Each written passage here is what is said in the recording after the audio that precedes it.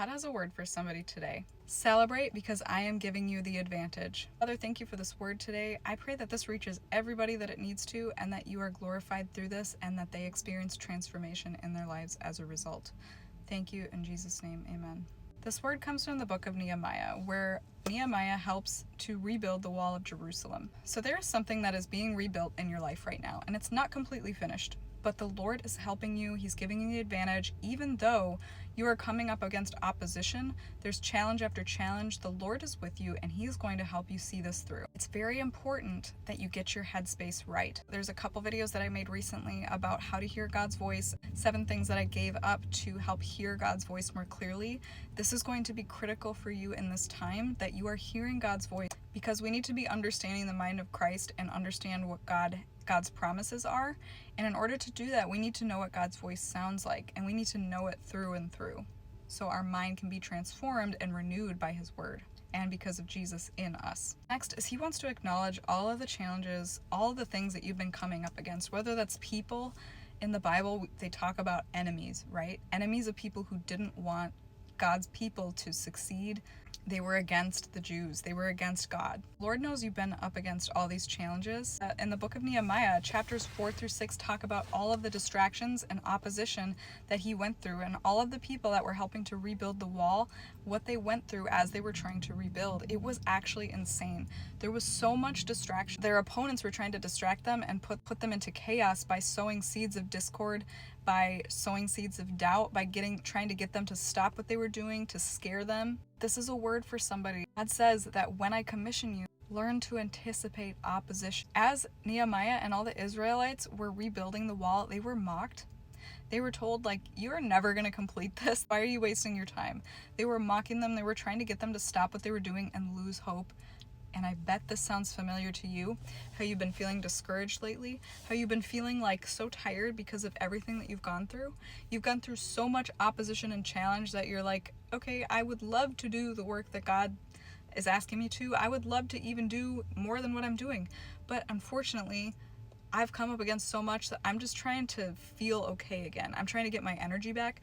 God sees you. God sent me to tell you that He is intervening right now and giving you the advantage in Jesus' mighty name.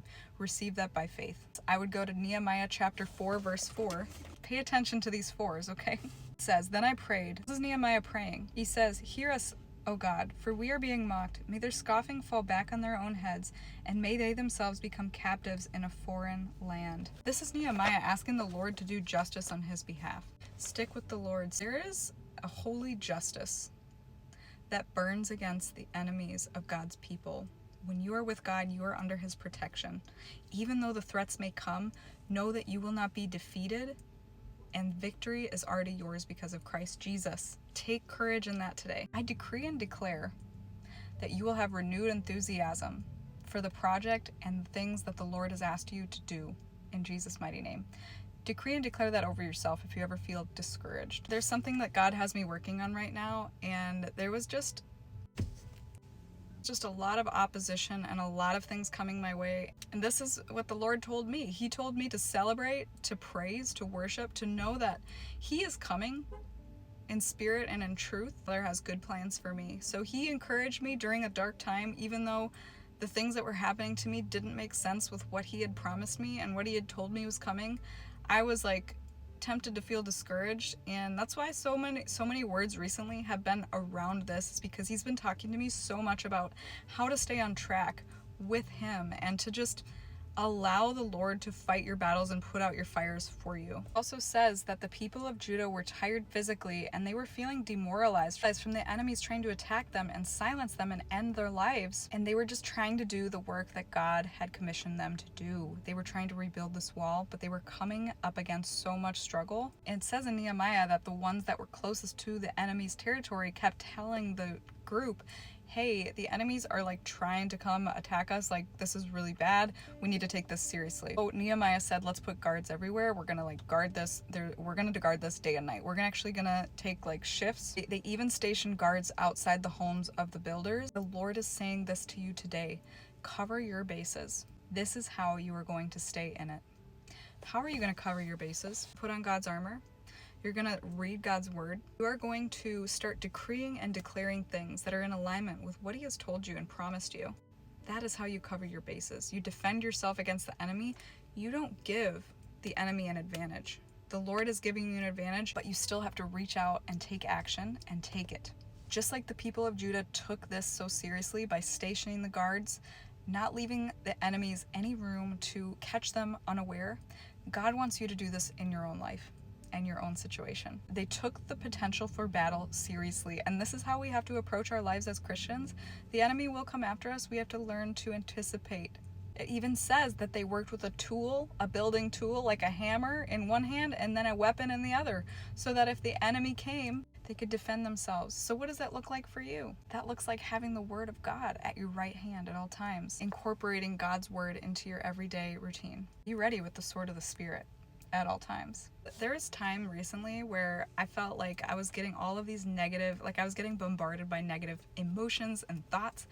And I have come to realize that the enemy will try to bombard your mind. And that is why it is so important to armor up, but then also be using that word of the Lord against the enemy and just saying it out loud, reading a scripture that contradicts the feeling that you are having. Like, I'll never make it. I can do all things through Christ who strengthens me.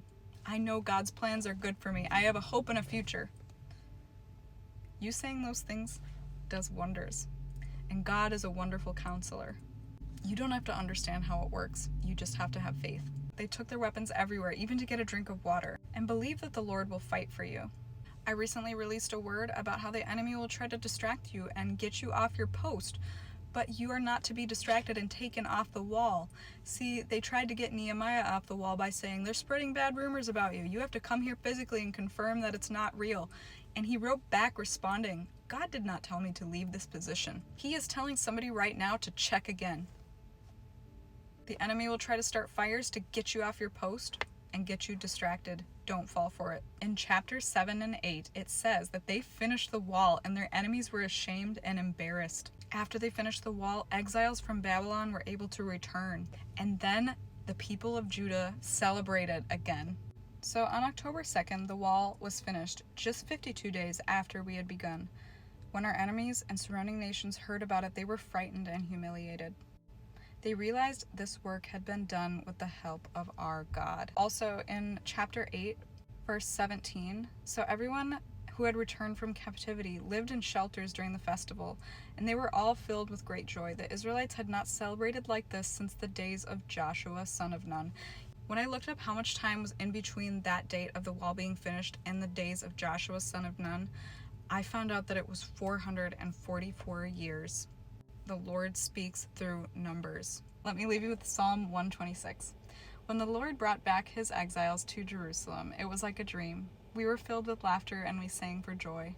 And the other nations said, what amazing things the Lord has done for them. Yes, the Lord has done amazing things for us. What joy! Restore our fortunes, Lord.